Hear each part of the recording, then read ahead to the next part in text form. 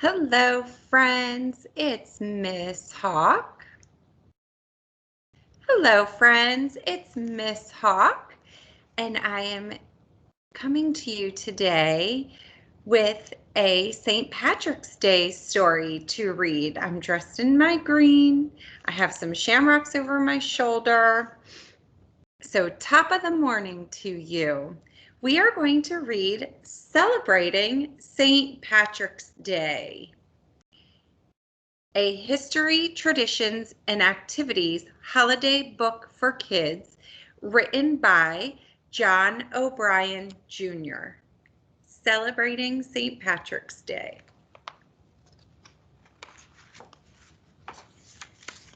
Here's our title page. Look at all those pretty shamrocks. I see the Ireland flag colors here as well, green, white, and orange.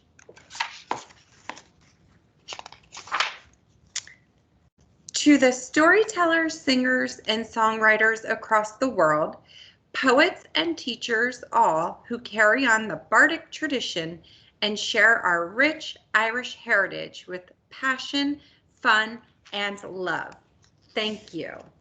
That's a message from the author to everyone who is reading the story.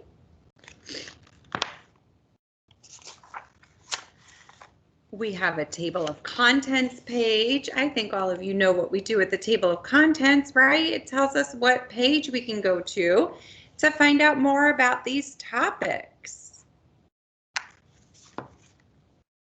In case you didn't want to read the whole story. What is St. Patrick's Day? St. Patrick's Day is a day of celebration in honor of one of the 3 official church patron saints of Ireland. Called the Apostle of Ireland, Patrick was a holy man who taught Christianity to the Irish people sometime during the 5th century, which was more than 1,500 years ago.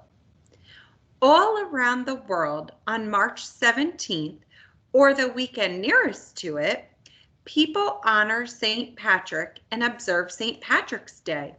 For many, the day is a religious occasion, but it is also a celebration of Irish culture and people in general. Every year, communities across the globe hold St. Patrick's Day parades. These special events are big reunions of family and friends where people also create new memories and friendships. Even though Ireland is smaller than the state of Ohio, Irish people now live all over the world. They are known as the Irish diaspora, an old word similar in meaning to scattered that refers to people who live far from their original homeland. No matter where Irish people have settled, they celebrate St. Patrick's Day in remembrance of their families and homes in Ireland. So I'm going to go back to the first page I started reading and show you an illustration of St. Patrick. Looks like he has some snakes by his feet. Ooh.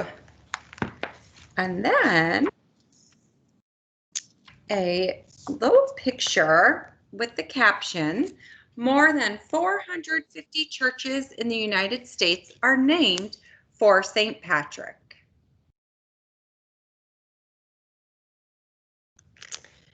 That's a good little fact there. Our next chapter is History and Folklore, Irish words and folk tales. Today, English is the second official language of Ireland and is used for most business in the country. Ireland's first official language has always been Irish. However, and for many centuries, it was the primary language.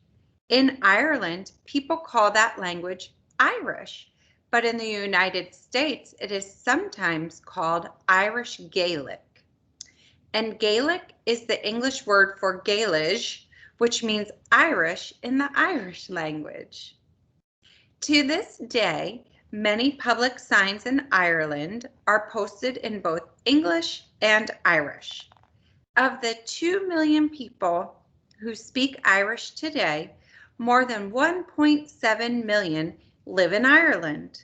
This is partly because learning the Irish language is required in public schools in Ireland. Because the Irish language is such an important part of the culture of Ireland, many people use Irish words and phrases as part of celebrating St. Patrick's Day. For example, the Irish phrase for St. Patrick's Day is La Eilidh Pádraig, which literally translates to the Feast of St. Patrick, or the day of the festival of St. Patrick. An Irish storyteller is called a bard, or in Irish, a seanchaí. Irish people love Irish folklore, the old songs and stories that make up the culture, because they not only entertain, but also help people remember the people and places their parents told them about when they were little. These stories tell the history of Ireland and of their families and are passed from generation to generation. Similarly, the history of St. Patrick's Day is linked closely to rich old traditions of Irish storytelling, especially legends and folk tales. According to one of the famous old Irish folk tales, St. Patrick drove the snakes out of Ireland. This tale is similar to a parable, a made-up fictional story that teaches a lesson or explains an idea, rather than a true story based on actual facts and events.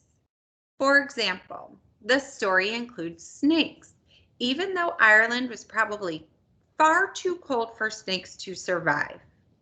In many tales, including this one, snakes symbolize bad or mean things. According to the story, when St. Patrick introduced Ireland to Christianity, he drove away evil, symbolized by the snakes. So let's go back to that picture of St. Patrick. Remember I pointed out that he had some snakes by his feet? Now we know what they represent. Driving away the evil. And here's a picture of some Irish folklore. So I'm playing music.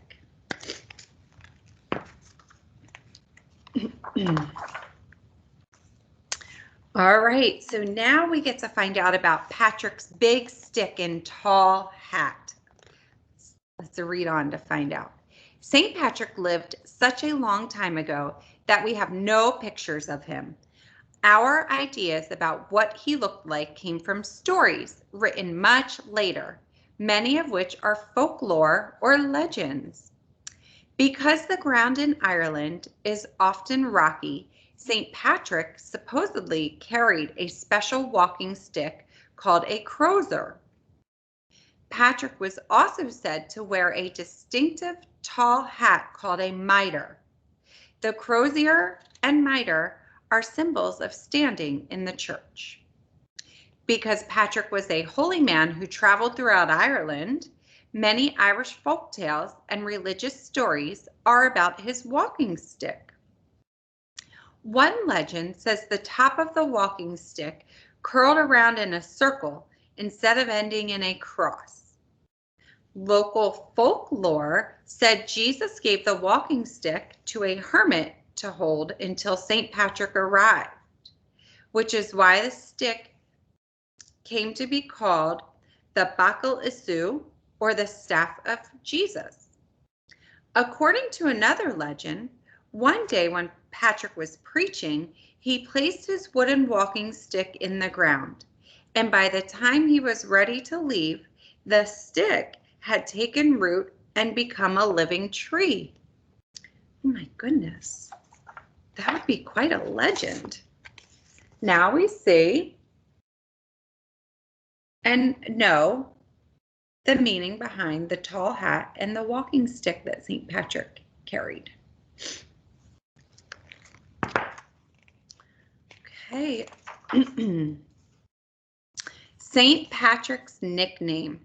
We often shorten names into nicknames. Susan becomes Susie, Jennifer can become Jen, Patricia can become Pat or Patty, James becomes Jim or Jimmy, Joseph becomes Joe or Joey, and Patrick gets shortened to Patty. And when we shorten St. Patrick, we call him St. Patty, not St. Patty. So Patty, St. P-A-D-D-Y, not St. P-A-T-T-Y. Oh, that's something new that I learned. Are a shamrock and a clover the same thing? We know that these two objects are associated with St. Patrick's Day and Ireland. The shamrock is a symbol of Ireland. The word shamrock comes from an old Irish word, shamrogue, for all types of clover plants. Many people think shamrocks and clovers are the same plant, but they are not. A clover can have 3 or 4 leaves, and the shamrock is a type of clover that has 3 leaves. A 3-leaf shamrock and 4-leaf clover are symbols with different meanings. St. Patrick was clever. He used the shamrock to explain how the religion of Christianity works. The 3-leaf shamrock is a symbol for the Holy Trinity in Christianity. A trinity is a group of 3 things, such as the 3 lines that form a triangle or the 3 leaves of a shamrock. St. Patrick used the shamrock to show how the 3 parts of the Christian God that make up the Holy Trinity, the Father, who is God, the Son, Jesus, and the Holy Spirit, are working together as one. In stories, the leaves of a 4-leaf clover represent faith, hope, love, and luck. Many people think of the 4-leaf clover as lucky, but Irish people consider the 3-leaf shamrock to be the lucky version of the clover. On St. Patrick's Day, shamrocks decorate hats, cheeks, floats, pins, and much more. I'm going to read the caption of the image on this page. Ireland's shortest St. Patrick's Day parade, held in the village of Dripsey, spans only 25 yards. Oh, that's not too far. And let's see if there were any pictures from our previous page to show. A picture of a shamrock and a clover. See the 4-leaf clover and the 3-leaf shamrock there. I learned more information, friends. Now we're going to find out, what is a leprechaun? A leprechaun is a kind of fairy from Irish folklore, but not all fairies are leprechauns. Mischievous elves, leprechauns are often shoemakers who fix other leprechauns' shoes and believe someone is trying to steal their gold. When someone is daydreaming or acting a bit unusual, people say they are away with the fairies. Called leps or wee folk for short because they are small and can hide almost anywhere, leprechauns are cranky souls. I didn't know that they were cranky. Legend has it that wearing green makes a person invisible to leprechauns, which is important because leps will pinch you if they see you. Well, I'm so glad I put my green on today so I don't get pinched by the leps. Some say leps hide their gold at the end of a rainbow. Can you get there fast enough to grab it before the rainbow disappears? Oh, my goodness. There's the leprechaun, this pot of gold at the end of the rainbow.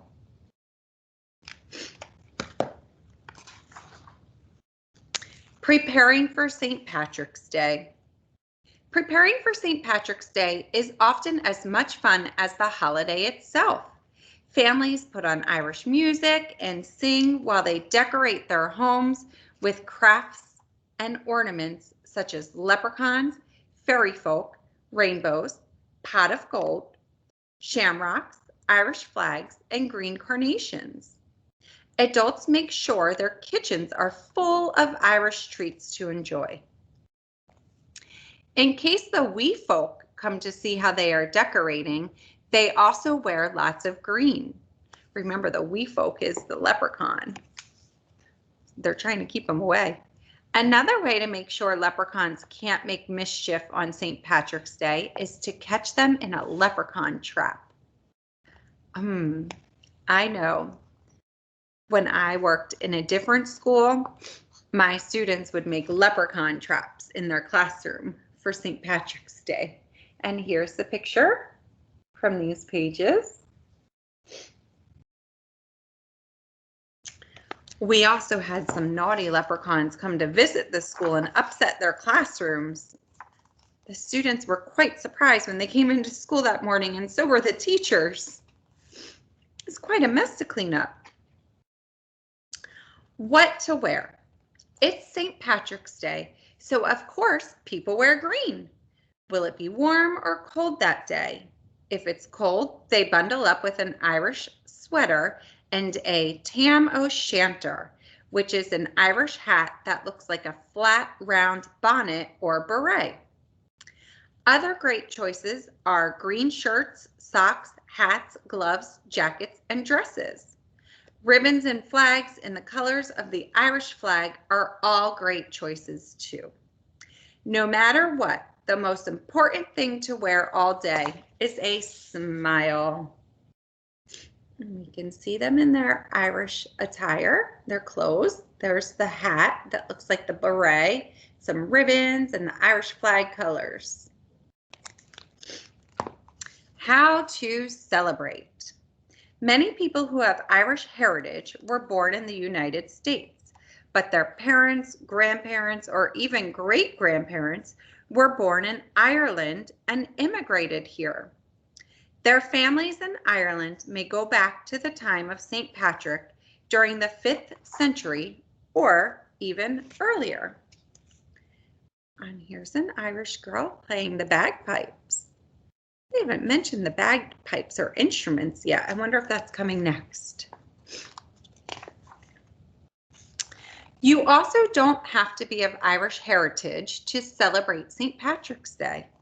Everyone can participate in the fun, whether you are attending a parade, enjoying an Irish festival, or watching Irish dancers soar and fly. All are welcome.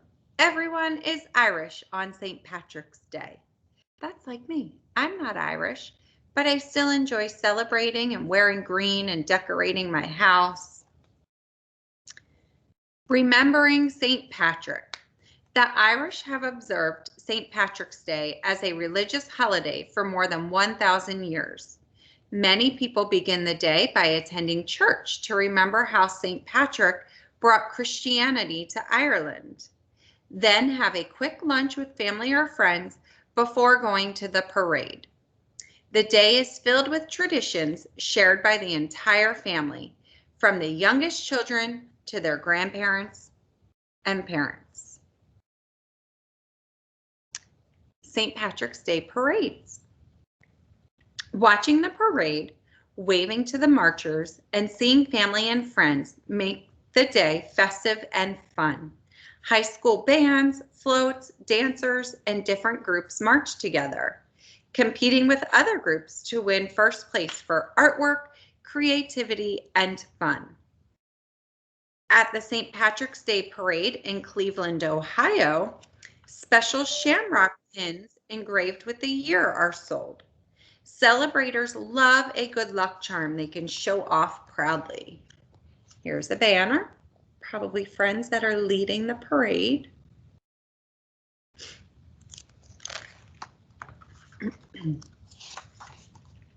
Even if it is cold, everyone bundles up to get nice and warm to go to the parade.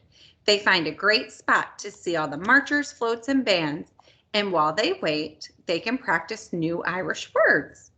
If no St. Patrick's Day parade is nearby, organize one of your own on your street or in your neighborhood. Invite family, friends, and neighbors to help. It's a great way to meet new people in your community. And here's another little image with a fun fact. The Irish alphabet has only 18 letters. Wow, 18 letters. The English alphabet has 26 letters. Visiting with family.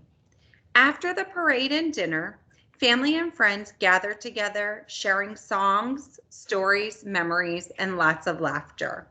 Then the music starts.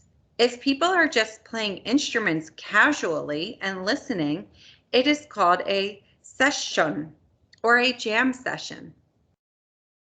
A social gathering with Irish folk music and dancing is called a céilí for short. It is fun to learn dances from all over Ireland and share them at the céilí. Here's the family gathering after the parade.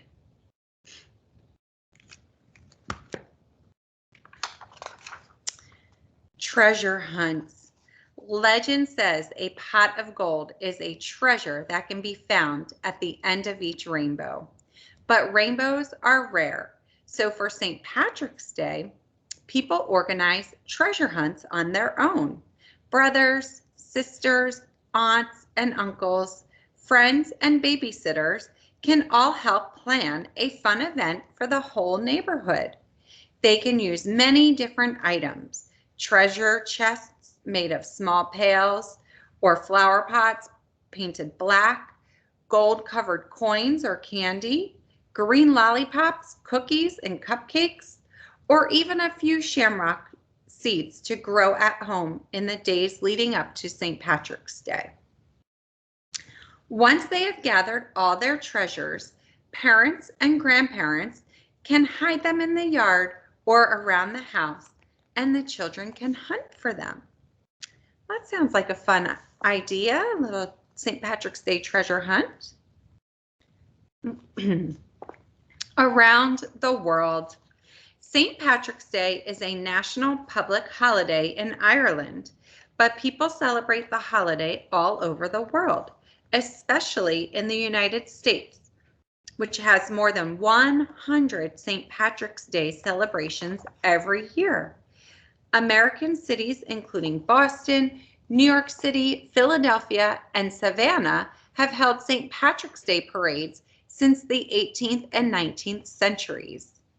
In Chicago, people take the fun a step further. Every St. Patrick's Day, workers dye the Chicago River green. The tint lasts only about half a day, but the Green River has become a cherished tradition for people celebrating St. Patrick's Day in the city for more than 50 years. And our book here actually shows us what that Green River looks like. I've actually seen it on TV, not in person, but they typically show it on the news at some point on St. Patrick's Day. In many cities in Ireland, the United States, and other countries around the world, people go well beyond the parade to celebrate their rich Irish heritage on St. Patrick's Day. Dublin, Ireland's largest city, holds a 3-day cultural festival that includes a parade, live music, dance, festive foods, pipe bands, and sports. Tourists expecting a beach paradise are surprised to find that the tropical island of Montserrat is also known as the Emerald Isle of the Caribbean.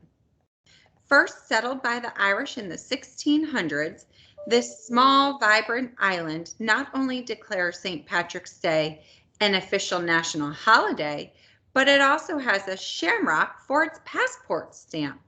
That's fun. Locals and visitors alike flock there for week-long St. Patrick's Day festivities, highlighting local Caribbean culture and their Irish heritage. In addition to parades featuring masked street dancers, vibrant costumes, and steel drum bands, residents take part in the Freedom Run, which celebrates the freedom of both African enslaved people and Irish indentured servants. In Savannah, Georgia, the St. Patrick's Day festivities go on for several days and include food and music festivals as well as a parade. The water in the famous Forsyth Park fountain is also dyed green for the occasion. The Irish community in Brussels, Belgium celebrates St. Patrick's Day throughout the Parc du Cinquantenaire, the park of the 50th anniversary, and hosts a sports tournament in which Gaelic football, hurling, and camogie are played. Gaelic football is similar to soccer, but players are allowed to use their hands. Hurling, the national sport of Ireland, is like a combination of the American sports field hockey and lacrosse. Players use a hurl, a wooden stick that resembles a hockey stick, to hit the ball to one another while racing up and down a grassy field.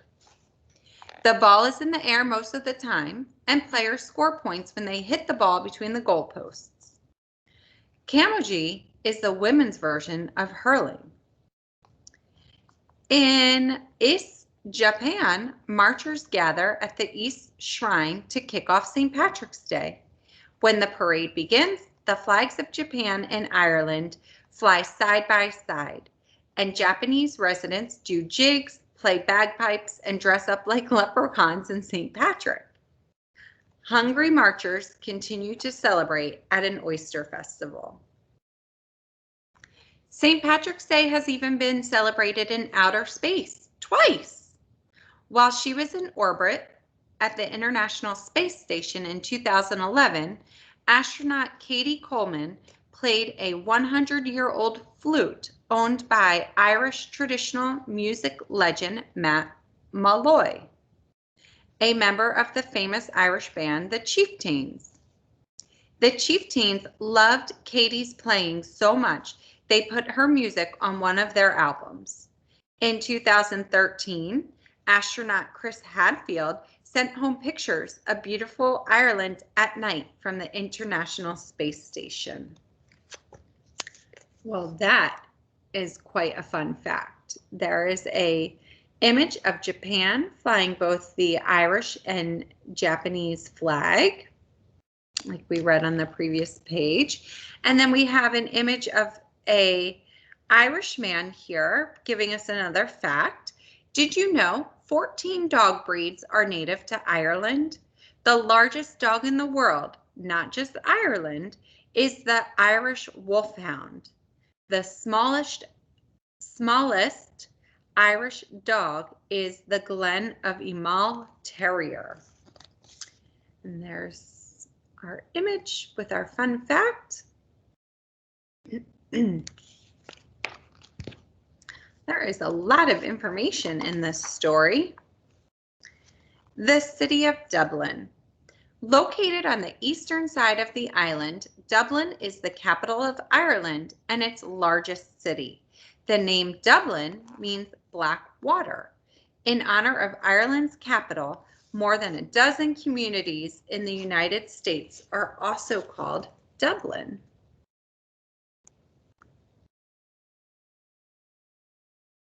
I happened to go to Dublin one time, and there are many walking bridges like this across the river that run through the city. St. Patrick's Day is a special occasion for many exciting games, other activities, crafts, and recipes. So in the back of this book, there are a lot of activities, recipes, crafts, all related to St. Patrick's Day that if you were to purchase this book, you could participate in. There's also a page of Irish words that you can learn to say, making a shamrock shake, which sounds amazing.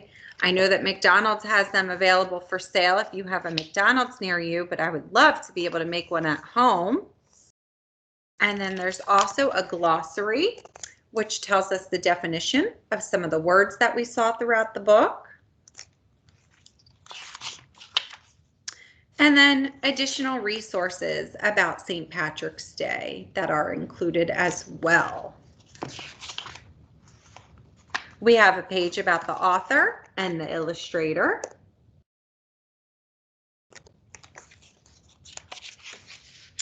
And that is the end of our story, celebrating St. Patrick's Day.